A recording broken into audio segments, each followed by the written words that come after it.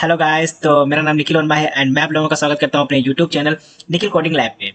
तो आज हम लोग रिएक्ट के इस प्रोजेक्ट में देखने वाले हैं कि फिल्टरिंग का कॉन्सेप्ट कैसे यूज किया जाता है।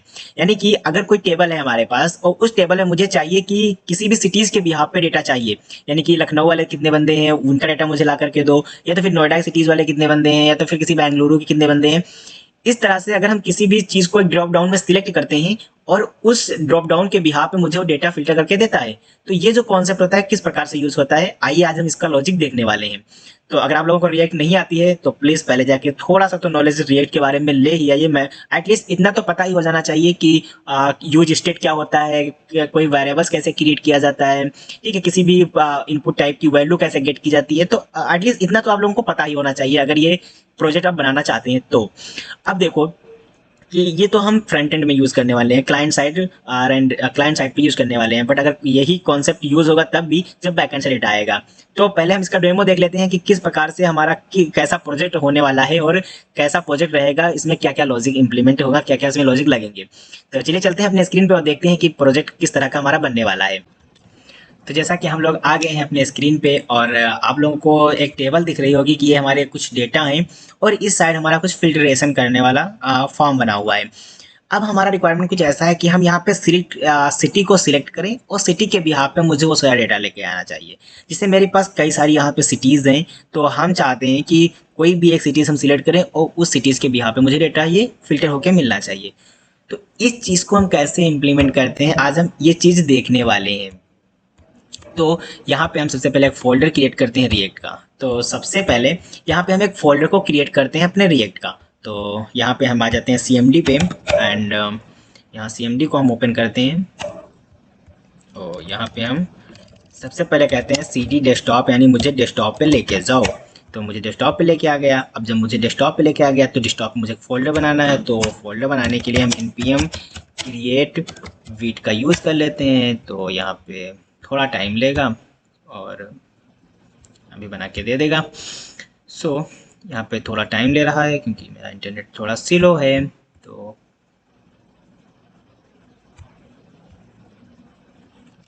यहाँ पे थोड़ा टाइम ले रहा है। यहाँ पे प्रोजेक्ट नेम पूछ रहा है, तो मान लो हम फिल्टर कर देते हैं फिल्टर, ठीक है। तो यहाँ फ़िल्टर करते हैं। अब मुझसे पूछ रहा है कि मुझे किस चीज़ में बनाना है, तो मुझे रिएक्ट में प्रोजेक्ट बनाना है। मुझसे पूछ रहा है कि मुझे किस लैंग्वेज का यूज़ करना है, मुझे जावा स्क्रिप्ट का यूज़ करना है, ठीक है। यहाँ इतना करने के बाद हम काट कर देंगे। अब आगे चल के हम जब वहाँ पे जाएंगे बीएस कोड में, तो वहाँ टर्मिनल पे हम सीडी फिल्टर करेंगे, npm इंस्टॉल यानी डिपेंडेंसी को इंस्टॉल करेंगे, देन npm रन डेव यानी सर्वर को स्टार्ट करेंगे और अपने प्रोजेक्ट को रन करेंगे।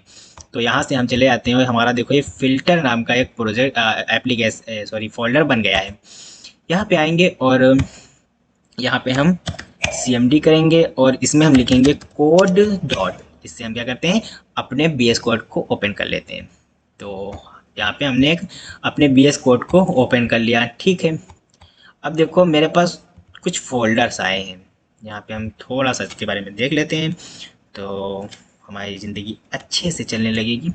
तो यहाँ पे हम देख लेते हैं, एक हमारा एसआरसी फ़ोल्डर, एसआरसी के अंदर मेरे पास कुछ फ़ोल्डर है। तो सबसे पहले हम एक काम करते हैं, यहाँ पे टर्मिनल को ओपन करते हैं। यहाँ पे जाते हैं और टर्मिनल है और यहाँ से न्यू टर्मिनल। तो यहाँ से हम टर्मिनल को ओपन कर लेते हैं। अब टर्मिनल पे मुझे क्या लिखना है, सबसे पहले वहाँ पे हमने क्या भी देखा था, npm i। तो npm इंस्टॉल लिखते हैं, npm इंस्टॉल लिखो या तो फिर केवल npm i लिख दो, हो जाता है, ठीक है, इंस्टॉल। अब इससे देखो यहाँ पे हमारा एक नोड मॉड्यूल्स आ जाएगा जो कि जिसमें हमारी सारी डिपेंडेंसीज होंगी। तो यहाँ पे हम npm i कर लेंगे और मुझे एक चीज़ और चाहिए होगा। एक चीज़ और क्या चीज़ कि मुझे बूटस्ट्रैप का यूज़ करना होगा क्योंकि मुझे स्टाइलिंग करनी है। स्टाइलिंग करने के लिए मुझे टेबल बनाना है, एक सेलेक्ट ऑप्शन बनाने हैं, तो उनके लिए मुझे क्या करना पड़ेगा, एक बूटस्ट्रैप को यूज़ करना पड़ेगा। बूटस्ट्रैप सीएसएस की एक लाइब्रेरी होती है जिनका यूज़ करके हम फ्रेमवर्क होता है जिनका यूज़ करके हम काम कर लेते हैं। तो तब तक यहाँ इंस्टॉल हो, तब तक हम इसको सेटअप कर लेते हैं। तो यहाँ देखो ऐप सी एस एस है, एक इंडेक्स सी एस एस है। तो इन दोनों की सी एस एस मुझे हटानी पड़ती है पूरी तरह से। तो हम इसकी सी एस एस हटा के सेव कर लेते हैं और एक index dot C S S की सी एस एस हटा करके हम सेव कर लेते हैं, ठीक है। अब ऐप में जितना भी कुछ लिखा है हम इसको हटा देते हैं। यहाँ पे ऐप में ये सब जितना लिखा हुआ है, काउंट एक वेरिएबल्स बना हुआ है, एक ये हमारा है, इसको हम हटा देते हैं। सो यहाँ पे जो एक फ्रेगमेंटेशन है, इस पूरे फ्रेगमेंटेशन को भी हम रिमूव कर देते हैं। अब दूसरा अपना एक फ्रेगमेंटेशन ओपन कर लेते हैं। देन ठीक है, यहाँ पे मेरा npm i यानी नोड मॉड्यूल इंस्टॉल हो गया। अब हमको npm bootstrap इंस्टॉल करना है। npm i bootstrap, तो यहाँ पे हम इस तरह लिख लेंगे और यहाँ इंटर कर देंगे। जैसे हम इंटर करेंगे तो देखना अभी कि मेरा एक bootstrap भी इंस्टॉल हो जाएगा।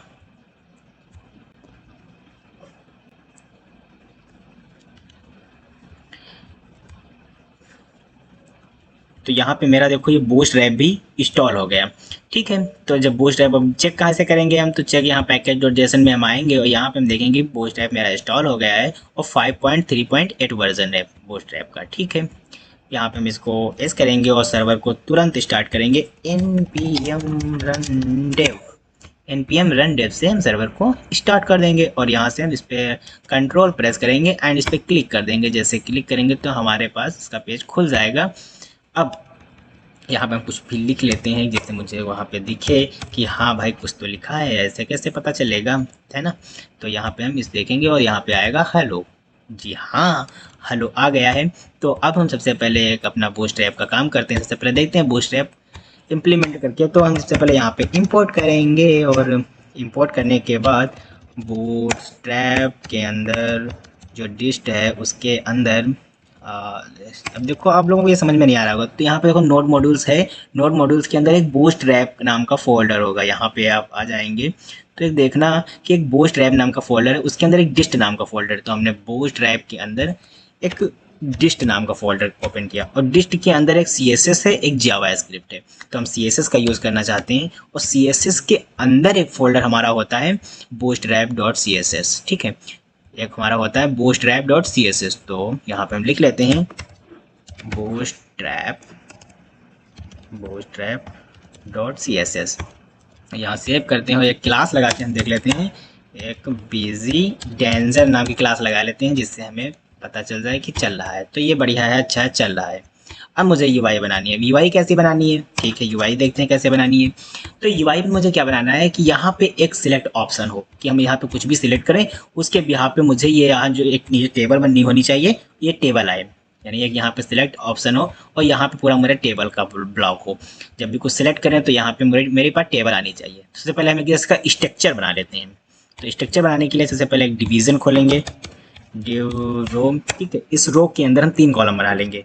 तो डिव कॉल sm 4 के बना लो और 3 कॉलम बना लो और सबसे जो लास्ट वाला है इसमें एक सिलेक्ट बना लो और सिलेक्ट में एक वैल्यू दे दो कुछ। एक सिलेक्ट हमने बना दिया और सिलेक्ट में हम कुछ देखते हैं कैसा आ रहा, अभी कुछ नहीं आएगा। तो सिलेक्ट के अंदर हमारे ऑप्शंस होते हैं, ऑप्शंस के अंदर वैल्यू सबसे पहले मुझे आल दिखना चाहिए, तो आल सिटी। तो इसी तरह मेरे बहुत सारे हो जाएंगे। तो यहाँ पे आल सिटी मान लो लखनऊ हो जाएगा।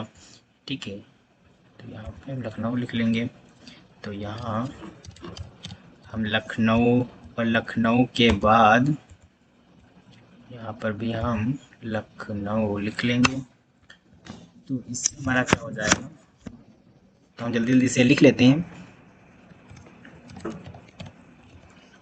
लखनऊ। और भी आप कोई भी सिटी ले सकते हैं। अब सिटी मुझे वही लिखनी है जो एक्चुअल में मेरे टेबल में सिटीज़ हों। तो सबसे पहले हम डेटा को लेके आते हैं, रख लेते हैं, इससे मुझे आसानी हो जाएगा। तो मेरे पास कुछ डेटा है, देखो अभी मेरे पास थोड़ा सा कुछ डेटा ये है। तो यहाँ पे हम इस डेटा को कॉपी करते हैं।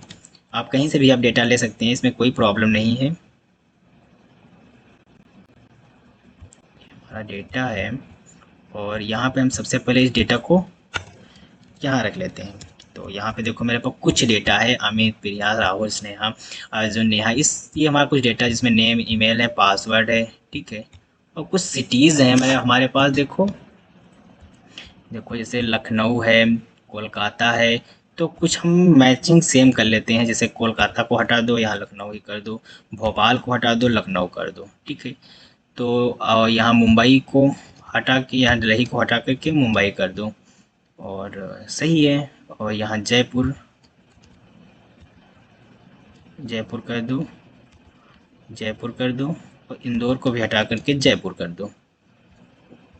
ठीक है, तो हमारे पास कितना है, लखनऊ है, मुंबई है, एक जयपुर का है और एक कानपुर का है। हमारे पास 4 सिटीज़ हैं, तो हम यहाँ 4 4 लिख लेते हैं। तो सबसे पहले लखनऊ का यहाँ पे हम देख देख के लिख लेते हैं। सबसे पहले एक मुंबई का डेटा होना चाहिए मेरे पास, तो यहाँ पे हम एक मुंबई का डेटा, अरे यहाँ पे एक मुंबई का हम डेटा रख लेते हैं, और यहाँ पे भी मुंबई का डेटा, और एक जयपुर का मेरा डेटा है, तो यहाँ पे एक हम जयपुर का डेटा रख लेते हैं। तो यहाँ पे हम एक जयपुर का डेटा रख लेते हैं। ठीक है, और हमारे पास एक कानपुर का डेटा है, देखो। ठीक है, तो हमारे पास एक कानपुर का डेटा है।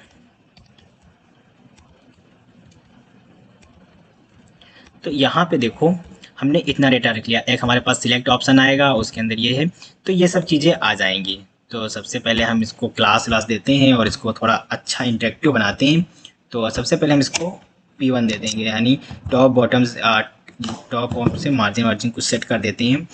तो P वाइज को दे दो 3 का, और ये जो हमारी रो बनी हुई है इसको हम PX दे देते हैं 3 का, जिससे हमारा थोड़ा सा सही हो जाएगा।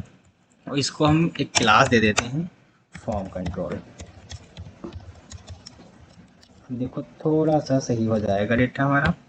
कुछ हमारी इस तरह के आए, देखो लखनऊ मुंबई, मुंबई को सिलेक्ट करेंगे तो मुंबई आ जाएगा, लखनऊ को सिलेक्ट करेंगे लखनऊ आ जाएगा, जयपुर को सिलेक्ट करेंगे जयपुर आ जाएगा, ऑल सिटीज़ को सिलेक्ट करेंगे तो ऑल सिटीज़ आ जाएंगी। That is a good.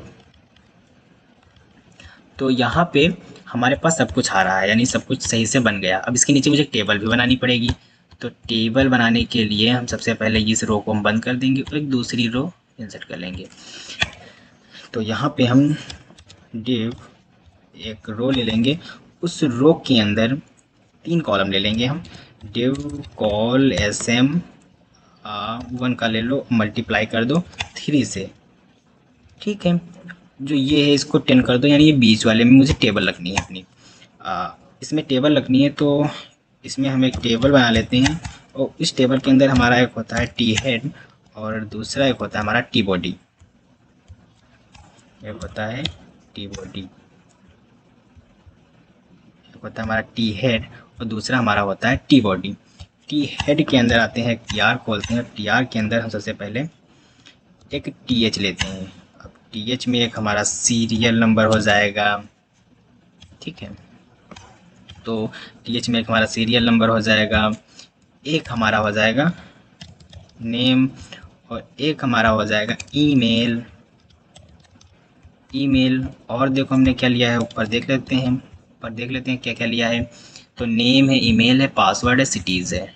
ठीक है भाई, नेम है, ईमेल है, पासवर्ड भी दिखा देते हैं, हालांकि दिखाना नहीं जाता है पासवर्ड, बट दिखा देते हैं। तो ये पासवर्ड है, और ये हमारा ईमेल पासवर्ड, और ये हमारा है सिटी। तो कुछ हमारा इस तरह का डेटा है। इसी तरह टी बॉडी में आते हैं और एक TR ओपन करते हैं, इस TR के अंदर एक हम टी बॉडी ओपन करते हैं, TD एक ओपन करते हैं, एंड TD के अंदर एक हम 1 लिखते हैं, और इसमें एक हम नेम लिख लेते हैं, कुछ सिटीज़ कुछ लिख लेते हैं, एंड पासवर्ड कुछ लिख लेते हैं, और name mail password and cities कुछ लिख लेते हैं। चलो देखते हैं कुछ किस तरह का आ रहा है। कुछ इस तरह का हमारा आ रहा है, तो यहाँ पे टेबल लगा लेंगे जिससे हमारा सही से आने लगे। तो जो ये टेबल बनी हुई है, इसी में हम एक हमारा टेबल नाम की CSS होती है, उसको हम प्रॉपर्टी लगा देंगे जिससे हमारी इस टेबल की तरह आने लगे। देखो अब जो ये TR है इसको थोड़ा डार्क कर देते हैं जिससे हमारा थोड़ा सा और अच्छा लगने लगे। तो टेबल डार्क, देखो अब हमारा कुछ इस तरह का आ रहा है। अब हमारा रिक्वायरमेंट कुछ ऐसा है कि हम इसमें कुछ भी सिलेक्ट करें, तो ये इसमें से मुझे सिलेक्ट करके दे। सबसे पहले मुझे डेटा यहाँ पे लाना पड़ेगा। तो डेटा लाने के लिए मुझे कुछ नहीं करना पड़ता। डेटा हमारा कहाँ पे है, इस वाले वेरिएबल्स में डेटा है। तो सबसे पहले मुझे क्या करना पड़ेगा, अब देखो उसका लॉजिक समझते हैं। सबसे पहले लॉजिक क्या होता है कि अगर इसमें से हम कुछ भी डेटा सेलेक्ट करें, तो अगर ये डेटा अगर इस वाले सिटीज़ के डेटा से अगर मैच करना चाहिए, तो बस मुझे वो डेटा लाना चाहिए। तो सबसे पहले मुझे इस वाले डेटा को गेट करके कहीं पे होल्ड करना होगा। तो इसके लिए हम ऑन चेंज का कॉन्सेप्ट लगाते हैं।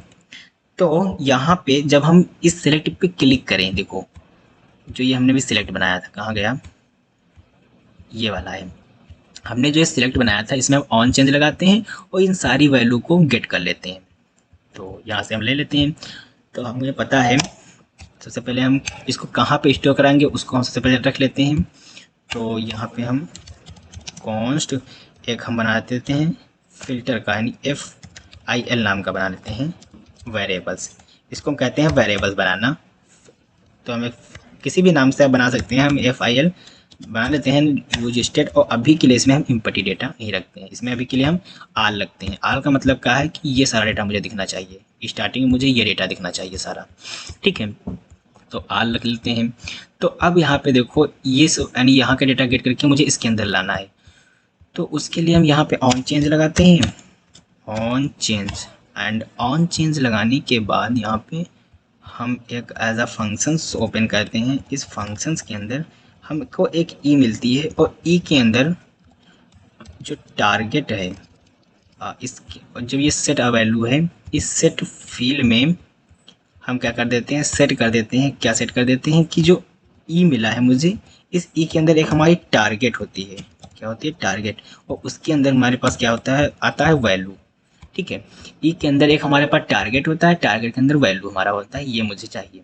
ये चाह करके इसमें सेट कर देते हैं। और हम अब फील्ड के अंदर देखते हैं कि डेटा क्या मुझे मिल रहा है एक्चुअल में। तो हम लॉग करा करके देख लेते हैं अच्छे से कि FIL में मुझे डेटा मिल रहा है।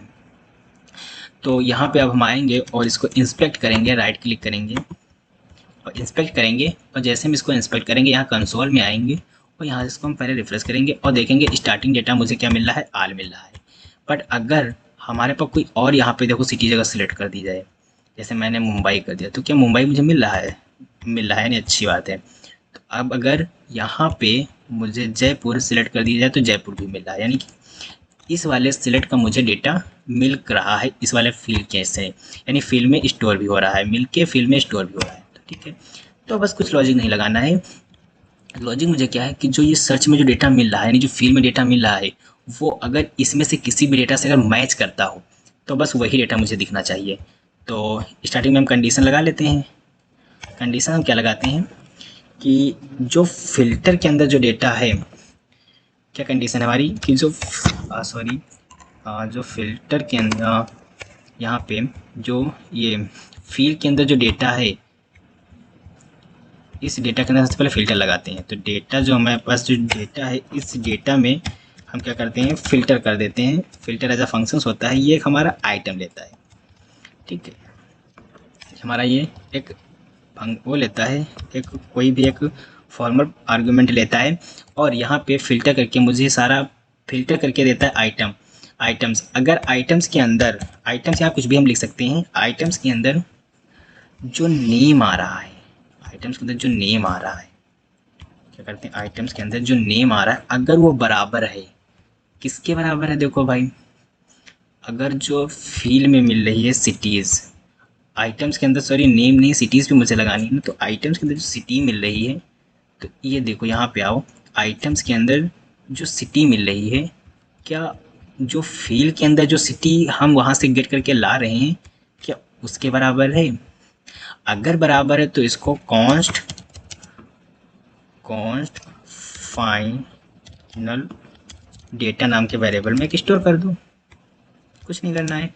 अगर डेटा के अंदर जो फिल्टर एक फंक्शन होता है, डेटा को फिल्टर करो, फ़िल्टर करके मुझे एक डेटा दो। तो जो डेटा में हमारे उस वाले डेटा में जो आइटम्स मिल रहा है उसके अंदर जो सिटीज़ है, यानी इस वाले डेटा के अंदर जो सिटी है, इस वाले डेटा के अंदर जो सिटी है, क्या वो फील्ड के बराबर है। अगर हमारा फील्ड के बराबर है तो उसको फाइनल डेटा में स्टोर कर दो और फाइनल डेटा को अब रेंडर करा दो, यानी फाइनल डेटा को प्रिंट करा दो। अब प्रिंट कैसे कराएंगे, एज अ मैप फंक्शंस के थ्रू। तो यहाँ पे जो हमने यहाँ पे ये लिखा है, इसको हम थोड़ा कमेंट कर देते हैं थोड़ी देर के लिए और इसकी जगह पे हम एक मैप फंक्शंस लगा देते हैं कि जो फाइनल डेटा है, जो फाइनल डेटा है उसके अंदर एक मैप एज अ फंक्शंस लगा दो। ये मैप फंक्शन हमारे तीन पैरामीटर वैसे लेता है, जो कि दो ऑप्शनल पैरामीटर होते हैं। तो इसके अंदर हम दो पैरामीटर ले लेते हैं, आइटम्स एक ले लेते हैं और एक हम ले लेते हैं इंडेक्स। ये आर्गूमेंट होते हैं, ये फॉर्मल आर्गूमेंट होते हैं, इनको हम कुछ भी रख सकते हैं अपने अकॉर्डिंग, ठीक है। अब यहाँ से हम कुछ भी रिटर्न कर देते हैं और रिटर्न हमें कुछ भी नहीं करना है, रिटर्न हमें ये वाली टेबल कर देनी है। जो हमने टेबल बनाई थी अभी के लिए, ये वाली टेबल को हम यहाँ पे क्या कर देते हैं, रिटर्न कर देते हैं। ठीक है, हमने यहाँ पे इस वाली टेबल को क्या कर दिया, रिटर्न कर दिया, इस वाली टेबल को हटा दिया। अब यहाँ पे मुझे आइटम मिला, सबसे पहले हम यहाँ पे की पास कर देते हैं, क्योंकि इसको यूनिकली आइडेंटिफाई करने के लिए। हालांकि ये ऑप्शनल होती है, आप देना चाहें तो दे सकते हैं, अगर आप नहीं देना चाहते तो इसमें कोई आपको इशू नहीं होता है।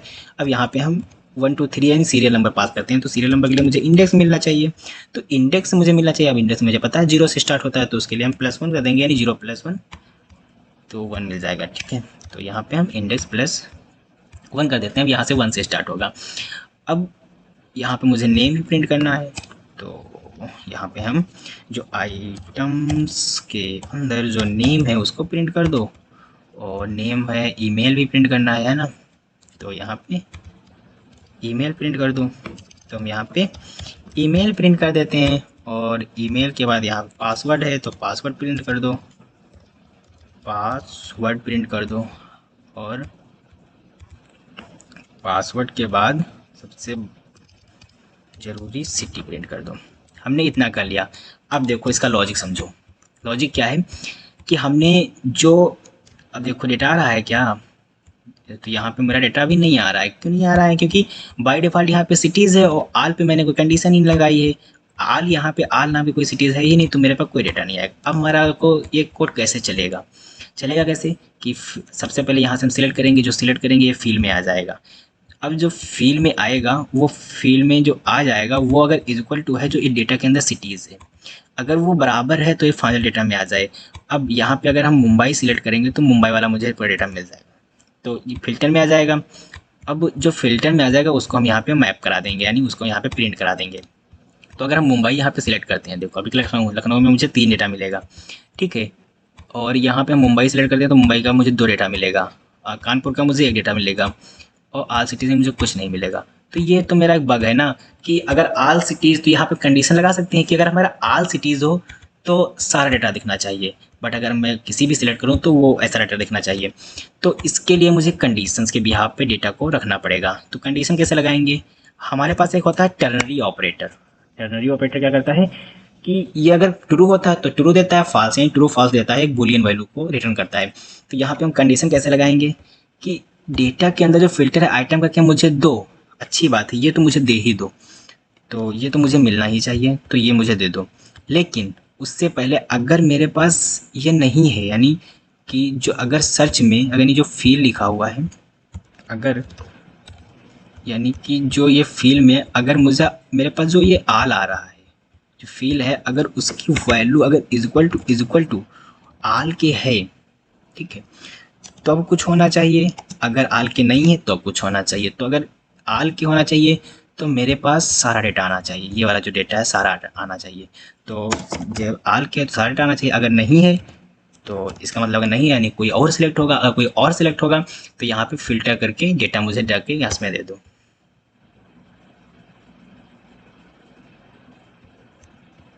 यहाँ पे फिल है तो यहाँ पे हम फिल नहीं लिखेंगे, फिल लिखेंगे, ठीक है। तो यहाँ पे इसको सेव कर लेते हैं, आप देते हैं, देखते हैं।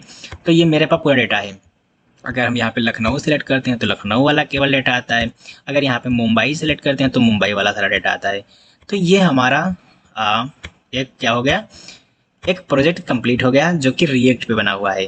तो आई होप आप लोगों को समझ में आया होगा। अगर आप लोगों को समझ में आ गया है तो प्लीज़ कमेंट सेक्शन में ज़रूर बताइएगा, और ये आपके पूरा आपका पूरा कोड है। अगर आप स्क्रीनशॉट लेना चाहते हैं तो स्क्रीनशॉट ले लीजिएगा, वरना मेरे टेलीग्राम लिंक से आप जुड़े जाइए, मेरे डिस्क्रिप्शन में चले जाइए चैनल बॉक्स के, मेरे उसमें चैनल का लिंक है, आप उससे से उसमें जा सकते हैं, उसमें मैं ये अपलोड कर दूँगा जिससे आप लोगों को देखने में आसानी रहे। सो यहाँ पे आप चलते हैं, और अगर आप लोगों को वीडियो अच्छा लगे तो प्लीज़ वीडियो को लाइक करें, शेयर करें एंड सब्सक्राइब करना बिल्कुल भी ना भूलें। और आप लोग कमेंट में इतना ज़रूर लिख दीजिएगा कि आप लोगों को अगला लेक्चर किस टॉपिक पे चाहिएगा। तो thank you so much guys, मिलते हैं अपने नेक्स्ट वीडियो में। तब तक कि आप खुश रहिए, अपने परिवार को खुश रखिए।